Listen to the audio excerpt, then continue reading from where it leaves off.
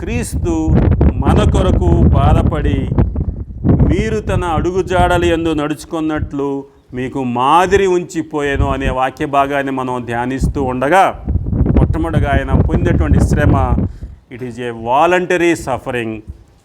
ఆయన పొందినటువంటి శ్రమ, it is a visible suffering. ఆయన పొందినటువంటి శ్రమ, it is a vicarious suffering. ఆయన పొందినటువంటి శ్రమ వాల్యూడ్ సఫరింగ్. ఆయన పొందినటువంటి శ్రమ విక్టోరియస్ సఫరింగ్. కాబట్టి అటువంటి శ్రమ, అటువంటి స్వచ్ఛందమైన శ్రమ ఆయన మన కొరకు అనుభవించాడు. అలాగే అటువంటి బహిరంగ శ్రమ మన కొరకు ఆయన పొందాడు. ప్రత్యామ్నాయంగా ఆయన మన కొరకు శ్రమ పొందాడు. అలాగే విలువైనటువంటి శ్రమ ఆయన కలువరిగిరిలో పొందాడు.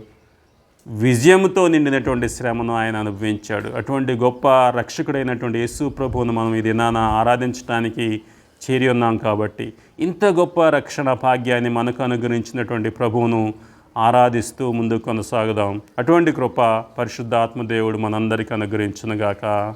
ఆమేన్.